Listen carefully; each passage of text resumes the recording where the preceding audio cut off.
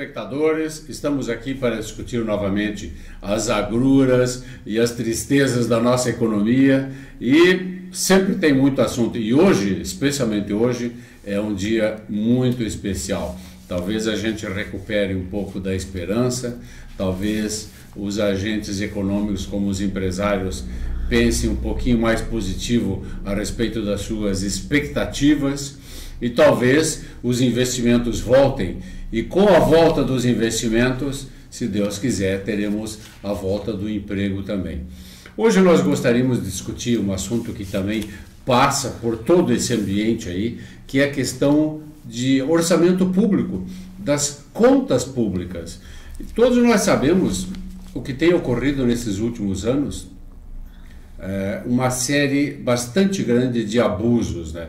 Por exemplo, gastos e despesas pessoais, cartões corporativos, concorrências viciadas, baixa qualidade de obras, ou então estradas que levam a lugar nenhum, ou até pior ainda, pontes que levam a lugar nenhum, ligam ou nada a coisa nenhuma. Nós vamos discutir um pouco disso aqui e eu queria apresentar o nosso convidado, que é o senhor Maurício Dalmolin, é empresário, engenheiro químico e é presidente do Observatório Social, que é uma OCIP de utilidade pública e que deve já, no seu histórico, ter evitado uma porção de coisas irregulares. Maurício, eu queria perguntar, inicialmente, qual a eficácia do trabalho do Observatório Social? Já tem observado coisas, nós temos conseguido corrigir através do seu trabalho alguns problemas sérios de orçamento e concorrências? O Observatório Social ele tem um trabalho um pouco diferente em relação aos órgãos de fiscalização. Tribunal de Contas, Ministério Público, a CGU, eles têm o poder de fiscalização, são órgãos institucionais. Mas fiscalização, né? A posteriori, né? A posteriori. Né? Normalmente, depois que o dinheiro já foi pago, né? Daquele contrato que já foi executado e já foi pago. O Observatório Social, na verdade, ele trabalha preventivamente. E esse que nós consideramos assim, a principal característica do Observatório Social. Apesar de nós não sermos uma entidade fiscalizadora, nós não podemos entrar por conta num órgão público fazer uma fiscalização, mas nós temos o poder nós fazemos o monitoramento da aplicação dos recursos públicos. E o trabalho do Observatório Social é fazer a avaliação dos processos de compra e sinalizar quando nós identificamos anomalias. Essa é uma coisa que eu diria extremamente útil, naturalmente, porque é uma iniciativa da sociedade, né? Não é uma iniciativa de órgão público criar o Observatório Social. Não. Se eu não estou enganado, ela já tem filiais ou agências no país inteiro já, sim, né? O primeiro Observatório Social ele foi criado em 2006, na cidade de Maringá, lá no Paraná.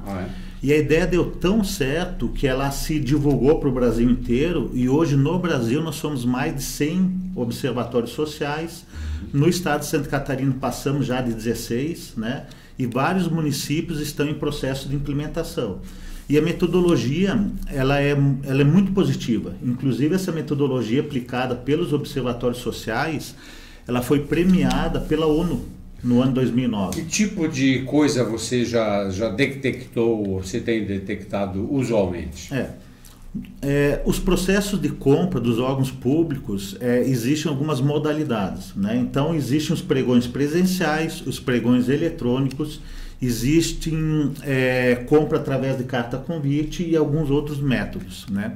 Então o Observatório Social ele faz uma avaliação desse processo de compra e a gente consegue identificar assim, historicamente, nesses 3 anos de trabalho do Observatório Social, nós temos 2 problemas principais.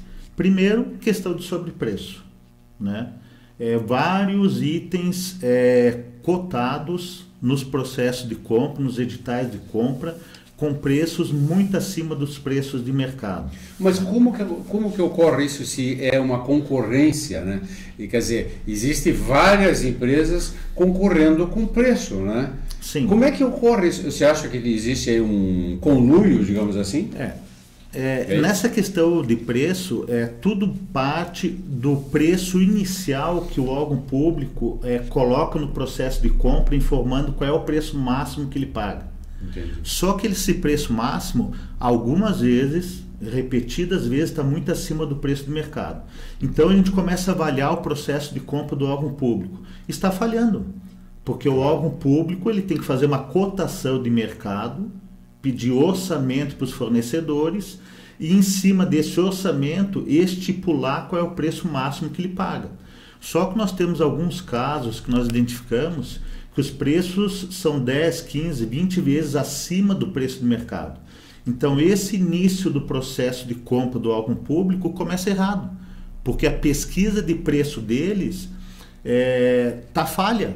Porque mas como que ocorre isso? Desculpe interromper. Se os funcionários que cuidam dessas licitações, eles já são funcionários experientes. Sim. Como que pode ter um produto que vence uma concorrência 10 vezes superior ao preço do mercado? Como é que, a não ser que exista ou fraude, ou má fé, ou estupidez extrema, como que pode aparecer e vencer a concorrência um preço superior 10 vezes ao mercado? Como? Desculpe a minha pergunta tão ingênua, mas eu acho que é ou má fé ou estupidez. Sim. Ou os dois. O Observatório Social, ele faz uma avaliação técnica, assim, eu não vou entrar no mérito da questão de má fé em relação ao processo de compra. O que a gente entende é o seguinte: o processo não está correto, o preço está muito acima do mercado e tem que ser corrigido, né? Existem alguns processos de compra que foram concluídos com preços muito acima do mercado. Entendo. Nós identificamos no começo deste ano um processo e foi encaminhado para o Ministério Público, que é dentro do fluxo do Observatório Social. É um processo que ele foi concluído, foi pago um valor muito acima do preço do mercado, né? E daí nós fizemos o encaminhamento para o Ministério Público. Mas você fiscaliza também preço ou você fiscaliza quantidade? Você viu uma manchete há poucas semanas em São Paulo? Uma prefeitura encomendou 11 mil itens de um artigo que eu não lembro, que a prefeitura usaria algumas centenas, eles encomendaram 11 mil itens. Essa quantidade você fiscaliza também? Nós fiscalizamos também. Nós tivemos um caso no ano passado, praticamente ali no mês de abril, maio, de um processo de compra do órgão municipal, de compra de 2 milhões de sacos de lixo para uso 2 milhões. Dentro do município. E nós fizemos a conta, dava mais de 4 mil sacos de lixo por dia. Então, assim, é uma quantidade que para nós, né, como cidadãos, achamos extremamente exagerado. E nós fizemos um ofício, então, comunicamos ao órgão público municipal, através do prefeito, que é o administrador do município, né, sinalizando e questionando a quantidade que estava sendo comprada. E esse processo de compra ele foi cancelado. Então, esse é um resultado prático do trabalho do Observatório Social. Vários processos de compra foram interrompidos ou os itens foram excluídos dos processos de compra pela observância do Observatório Social em relação à quantidade e em relação ao preço. Vocês têm pleno acesso? Temos. Em relação aos processos de compra, via edital de compra publicado no portal de transparência do município, que é lei. Todo o processo de compra tem que ser publicado no portal de transparência do órgão público. Então, todos esses que nós temos acessos, né, nós conseguimos fazer avaliação. Nós temos um trabalho a ser feito em relação ao processo de compra via carta convite, que nós achamos que não é o melhor método de processo de compra. Porque a carta convite, o fornecedor entrega uma carta convite para 3 fornecedores, que tem condições de fornecer tecnicamente o produto ou o serviço, né? Recebem esse orçamento e escolhem o menor preço. Então é um sistema que nós entendemos muito frágil, que pode ter uma combinação de preços, né? Perfeitamente. E a prefeitura pagar o menor preço dos três, só que muito acima do preço de mercado. Claro, um conluio, né? Um conluio e pronto. E esses processos de compra via carta convite, a gente tem dificuldade de ter acesso. Então é um trabalho nosso, é um foco nosso a partir desse ano, tentar aprofundar mais dentro das cartas convites e fazer esta comparação dos preços pagos com o preço de mercado. Deixa eu lhe dizer, um tempo atrás eu ouvi comentários assim, sabe, as pessoas estão sempre comentando que determinado tipo de obra é só uma empresa que vence aqui no município. Isso é verdade? Ou não existe isso aí? Não, eu particularmente acredito que não existe. Obras civis, por exemplo, obras civis, sim, não é essencialmente uma pessoa que ganha, uma firma que ganha todas? Não. Nós Okay. temos outros fornecedores também. Inclusive de fora, provavelmente. Inclusive de fora. Okay. Inclusive vias públicas, né? A questão do asfalto, tem empresas de fora fazendo serviço também aqui dentro do município. Uhum. Né? O que tem que ser avaliado é a questão técnica da proposta, né? Do edital de compra, a questão técnica e a questão da capacidade técnica do fornecedor. Porque nós temos algumas obras que são novas e que precisam ser refeitas. Né? Ou mal projetadas ou mal realizadas. Mal executadas. Um caso bem prático é a questão da BR-282. Né? Tem vários problemas de projeto. Aquela passarela, a passarela que deveria existir, ou um meio de passagem de pedestres de um lado para o outro da faixa da 282, próximo ao batalhão, um pouco mais em direção à BR-116, não tem. As pessoas têm que passar caminhando em cima da BR-282 e o guarda-reio impede que as pessoas passem. Elas têm que pular o guarda-reio para chegar na via lateral da BR. Então, existe alguns erros de projeto já identificados e sinalizados no caso da BR-282. Mas nesse caso, você que mencionou erros de projeto, o observatório também poderia apontar? A gente busca também identificar e apontar. A dificuldade nossa hoje é a questão de voluntários na área técnica, principalmente engenheiros, para fazer uma avaliação técnica desses projetos. Entendo. Nós fazemos uma avaliação de um processo de compra de mercadorias, é fácil. A gente pega a especificação, compara com o preço de mercado e consegue identificar algumas fragilidades, alguns problemas de sobrepreço ou problemas de especificação. Agora, quando pega obras, já é bem mais complicado, porque nós dependemos de um apoio de voluntários, técnicos, engenheiros, para poder fazer a avaliação das obras. Entendo. Um tempo atrás eu ouvi, mas uma coisa interessante, que as concorrências feitas pelo batalhão do Exército aqui em Lages são concorrências muito bem feitas. E porque existe talvez uma burocracia excessiva, mas a burocracia excessiva previne fraudes e conluios, etc. Então, eu fiquei com uma ótima impressão do batalhão. Você também examina essas concorrências feitas localmente pelo batalhão do Exército aqui em Lages? O observatório ele pode trabalhar no monitoramento da aplicação dos recursos públicos nas três esferas, municipais, estaduais e federais. O que acontece na prática é que, pela estrutura nossa, né, nós focamos a aplicação dos recursos públicos mais próximos ao município e também mais próximos à esfera municipal.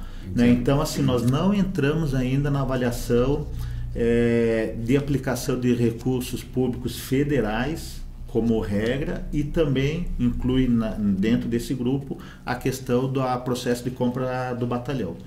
O batalhão, o Exército Brasileiro, aqui o Batalhão de Construção, ele faz processo eletrônico, pregão eletrônico de compra e de contratação de serviços. Não seria melhor o pregão eletrônico do que o sistema que nós adotamos aqui? Tem fragilidades também. É mesmo? Tem fragilidades. Tem fragilidades. A lei dos processos de compra é uma lei boa, mas ela precisa ser melhorada. A gente vê muitos órgãos públicos contratando empresas que não têm capacidade técnica ou entregando uma obra com a qualidade inferior daquela que o cidadão deseja, né? Claro. Nós temos quantos condomínios de moradias entregues e que às vezes antes dos 6 meses já está apresentando rachadura, já está apresentando problemas de construção. Eu então próprio isso já vi ser melhorado. Isso que você acabou de mencionar, mas eu próprio já vi. Eu fui certa vez examinar um conjunto desse e não devia ter 1 ano de uso e já tinha rachaduras e umidade, apodrecimento de paredes, etc. Nesse caso, não tem ninguém que fiscalize isso aí, digamos, na entrega da obra, ou a capacidade técnica, ou o material que está sendo empregado, porque como prevenir um problema desse, que é um problema de grande importância e muito grave, na minha opinião, porque obriga a novos pagamentos para, digamos, refazer ou parte ou reconstruir o que for, né? Sim, existem os órgãos institucionais, o Tribunal de Contas, a CGU, são órgãos que têm o poder de fiscalização. A própria Caixa Econômica Federal, quando financia essas obras, ela tem o corpo técnico. Agora, no meu entender, assim, são estruturas éticas, eficientes, mas tem uma estrutura muito pequena. Entendo. Eles não conseguem, no caso do Tribunal de Contas do Estado, eles não conseguem fiscalizar 100% das obras dentro do Estado inteiro, entendeu? Então, Claro. assim, os fornecedores entregam, muitas vezes com baixa qualidade, e só identificar depois, né? Quando a obra já terminou e quando o contrato foi pago. E aí, quando o usuário começa a se queixar, inclusive. Quando o usuário começa a se queixar. Existe um outro problema também em relação a compras de mercadorias. Existem muitas mercadorias de má qualidade, principalmente mercadorias importadas. E os processos de compra, eles avaliam tecnicamente as mercadorias, só que vale o menor preço. E muitas vezes, assim, o órgão público compra a mercadoria, vai utilizar e na utilização dessa mercadoria não atende plenamente, ou é um produto praticamente descartável. Começa a ser utilizado, dá problema, tem que comprar outro. Então isso gera um prejuízo aos órgãos públicos e ao cidadão que paga imposto muito grande. Então precisa ser melhorada ainda a lei dos processos de compra. Perfeitamente. Eu acho, Márcio, então, que a sua atividade acaba fazendo com que você possa perceber um pouco mais além os problemas decorrentes das concorrências, né? Ou até mesmo da execução orçamentária, digamos assim. Deixa eu lhe dizer uma coisa que eu vi pessoalmente há alguns anos, já faz um bom tempo. Eu vi uma empresa descarregando uma certa quantidade de carne para merenda escolar, provavelmente. Então, ela estava entregando uma espécie de mantas de carne acumuladas, assim. E, extraordinariamente ou espantosamente, eles colocaram essas mantas de carne num lugar junto do escritório, coisa assim, e no chão. Exatamente no chão. Colocaram a carne assim. Como o chão era meio poeirento pela circulação de pessoas, eu fiquei estarrecido e eles acumularam aquilo ali, um monte, 1 metro e pouco assim. Esse tipo de atitude, tanto da parte de quem está vendendo para o órgão público, quanto de quem está recebendo, a que se deve isso aí? É uma questão cultural? Ou todos nós somos corruptos para admitir aquilo ali? Ou o que poderia ser? Que tipo de mentalidade é essa, amor? Eu raciocino da seguinte forma, né? Okay. Esse fornecedor está entregando a carne para as escolas ou para a merenda escolar, ele não entrega a mesma carne na casa dele e também não coloca no chão da garagem dele. Não. Provavelmente uma carne de muito melhor qualidade, embalada, né, e com extremo cuidado no manuseio. Certamente. Por que não acontece isso pelo fornecedor que está entregando essa carne? Segundo aspecto, quem recebe? Se eu sou consumidor e recebo uma carne dessa e alguém traz uma carne mal embalada, com má qualidade, ou quer descarregar no chão, eu não aceito. Então, por que nós, né, como cidadãos trabalhando dentro de um órgão público, nós não questionamos ou nós não recusamos uma carne dessa. É aquilo que eu digo, o procedimento que nós temos que ter na nossa casa, na hora de administrar o nosso dinheiro, é o mesmo cuidado que nós devemos ter administrando o dinheiro público. O dinheiro público é nosso, a gente tem que mudar esse conceito que o dinheiro público não é de ninguém e que está sobrando. Nós estamos vendo hoje, no município, no estado e no governo federal, está faltando dinheiro, né? Então nós temos que exigir que esse dinheiro que é nosso, que sai do nosso bolso, que ele seja bem aplicado. Então o cidadão lá que recebe uma carne dessa, ele tem que recusar, ele tem que questionar, ele tem que ir nos órgãos fiscalizadores e denunciar esse tipo de atitude. Nós só vamos mudar a realidade brasileira e a realidade da nossa região, do nosso município, se nós tivermos muitos cidadãos com uma consciência ética e uma consciência de cidadã. Talvez porque ainda exista aquela mentalidade muito antiga e irresponsável, que é: o que é público não é meu. Não é de ninguém. E não é de ninguém. Então, por causa disso aí. Deixa eu lhe perguntar uma outra coisa, Maurício. Um tempo atrás eu ouvi do governador Colombo que alguns gastos do orçamento são indexados, né? E ele não consegue escapar desse aumento, digamos assim, obrigatório.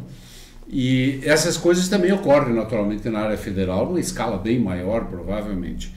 Por que os gastos, especialmente na área federal, ameaçam no Brasil, nesse instante, a se tornar incontroláveis? Por que você vê que os gastos estouraram no país de 2 anos para cá, né? Sim. Então, agora, com todas as consequências econômicas e sociais, o governo novo vai ter que fazer cortes, né? Mas como é que você interpreta esses gastos se tornando incontroláveis? Na minha opinião, é um problema de gestão, né? Eu entendo o seguinte: a carga tributária que o brasileiro paga, o imposto paga, é muito grande. Certo. Imaginem esse dinheiro aplicado de uma forma eficiente. Dá para fazer muita coisa dentro do município, dá para fazer muita coisa dentro do estado. Eu acredito que a gestão estadual está melhorando muito a eficiência da aplicação dos recursos, mas na esfera federal a gente está vendo aí, como o senhor comentou, um descontrole extremamente grande. O Brasil, nesse ritmo, quebra rápido e quebra muita gente, quebra muita empresa também, né? Isso é reflexo da ineficiência da aplicação dos recursos públicos. Foi gasto muito mal, foi gerenciado muito mal o dinheiro público. Nós vamos ter que pagar o preço, nós como cidadão, nós como empresários, né, vamos ter que pagar o preço dessa ineficiência, dessa falta de responsabilidade, dessa aplicação errada dos recursos públicos federais. Nós vamos ter que mudar. O cidadão vai ter que começar a controlar e acompanhar essa aplicação dos recursos públicos. Nós temos uma notícia boa. Essa rede de observatórios sociais que existe no Brasil está montando uma estrutura agora para monitorar a aplicação dos recursos públicos federais. Okay. Volumes muito maiores de dinheiro, né? Projetos extremamente maiores, e agora nós vamos ter o Observatório Social também monitorando, buscando monitorar a nível federal.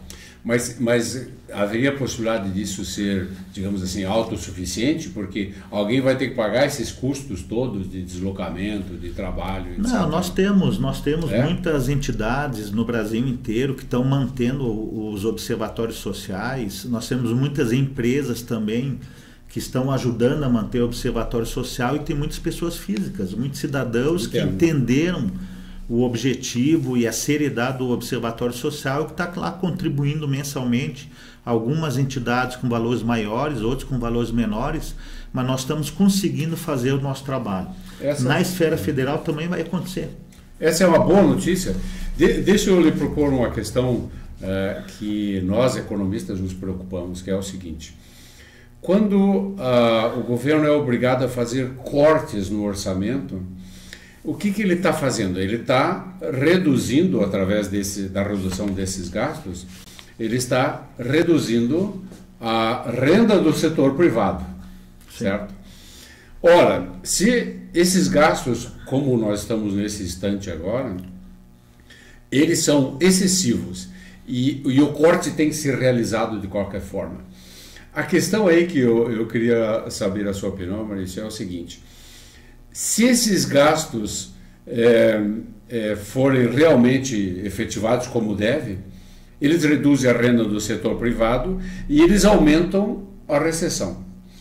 A não ser que o governo conseguisse fazer os cortes nos locais, nas áreas e que já foram superdimensionadas. Você vê que isso é possível? Ou o governo vai agir de maneira, como eu vou dizer, desajeitada, cortando à torta e à direito, cortando até o que não deve, mas talvez até cortando o que deve. Mas esse, entre corta o que não deve e o que deve, ele reduz a renda e aumenta a recessão. Entende o que eu estou dizendo? Sim. Existe alguma maneira de fazer cortes seletivos, digamos, não vou dizer perfeitos, mas adequados e justos, digamos assim, né? nessa acepção monetária, digamos? Eu vejo assim, a situação hoje é muito crítica. Sim. Em relação à recessão, em relação ao desemprego. A questão do desemprego hoje, nós temos mais de 10 milhões de desempregados no Brasil, nós temos várias empresas que nesse ritmo que estão vão ser fechadas, vai gerar mais desemprego. Agora sim, eu tenho uma esperança muito grande que uma administração técnica, consciente e com bom objetivo, ela vai minimizar esses efeitos negativos da crise. Entendo. Eu entendo o seguinte: uma estrutura boa, uma equipe técnica gerencial do governo federal, ela vai fazer cortes, ela vai impactar negativamente em alguns setores da economia, só que é um mal necessário. Entendo. Precisa fazer isso para a gente voltar a ter credibilidade, voltar a ter investimentos e voltar a ter expectativa de crescimento do Brasil e voltar com os empregos. Então, assim, uma possível mudança de governo que até está sendo votado hoje aí durante o dia, né, gera uma expectativa. Eu estou muito animado. Eu acredito que esse governo, né, pode ter alguns pontos negativos. Agora sim, eu entendo que vai melhorar no sentido de ter controle mais. Até foi o comentário que nós vemos nos jornais, a questão do ajuste fiscal, né? Gastar aquilo que tem, gastar menos, gastar aquilo que o governo tem disponibilidade. Então isso já é um efeito extremamente positivo na economia. Nós vamos sofrer um pouco ainda esse ano, eu acredito, mas pelo menos nós vamos estar no caminho certo. E um novo ministro da Fazenda, como provavelmente o Henrique Meirelles, ele é um homem muito inteligente e austero, né? Sim. Então, eu tenho a impressão que ele vai agir nessa área, porque realmente o que nós temos, além dessa ameaça dos gastos incontroláveis, nós temos o desperdício, né? O desperdício é uma coisa absolutamente incrível no Brasil, né? Como, por exemplo, isso é uma coisa que eu jamais compreendi, Maurício. Eu lembro de uns anos atrás, construiu-se um aeroporto numa região pobre do Nordeste, e um aeroporto que recebesse um jato 737. O jato recebeu uma determinada autoridade local e nunca mais foi utilizado. Como que esse gasto foi aprovado? Ele foi orçado, foi aprovado, ele passou pelo TSU e até mesmo por um observatório social, digamos, né? E ninguém fez nada. Eu estou te falando de uma coisa que ocorreu há mais de 10 anos. Mas na minha cabeça não fechou ainda. Aquela região pobre que recebeu um aeroporto, e nós aqui lutamos para terminar o nosso já faz décadas, né? E eles receberam um aeroporto federal. Como que aconteceu isso aí? Se você puder me ajudar a entender, eu até hoje não consegui. São decisões, infelizmente, políticas e de interesse particular. Entendo. Né? A interferência política fez a administração pública tomar a decisão e colocar um aeroporto onde não tinha necessidade. Certo. O que eu vejo, assim, uma mudança muito grande que começa no Brasil de alguns anos para cá é a participação do cidadão. O movimento vem para a rua, os protestos que estão acontecendo de alguns anos para cá mostra uma insatisfação do cidadão brasileiro, claro, e uma vontade de participar mais efetivamente da gestão pública. E isso nós temos que amadurecer, nós temos que ensinar nas escolas, as crianças desde pequenininho, saber que os pais dessa criança estão pagando imposto através lá do salário, através dos produtos que compra para colocar dentro de casa, e saber que eles precisam acompanhar a aplicação desse dinheiro, desse imposto que a gente paga. Então nós estamos mudando essa realidade. Nós vamos chegar num nível de consciência do cidadão em que o cidadão consiga efetivamente interferir nesse processo de compra, inclusive através dos observatórios sociais. Porque um caso desse, de um aeroporto numa cidade que não tem demanda para isso, o observatório pode questionar e pode mobilizar a sociedade para fazer interrupção de um processo de compra desse. Juntamente com a imprensa. Uma imprensa como nós temos, combativa e livre, né? E uma imprensa que briga, ela com certeza ajuda a diminuir esse tipo de problema. Sim, a realidade, eu acredito, hoje está melhorando. Nós vamos levar alguns anos ainda para chegar num patamar de consciência, onde a gente tem a participação de 100% dos cidadãos, onde tem empresas conscientes que trabalhem de forma ética. Vai demorar um pouquinho, mas nós vamos chegar lá. Nós estamos num caminho assim que a gente está amadurecendo muito em relação a esses aspectos.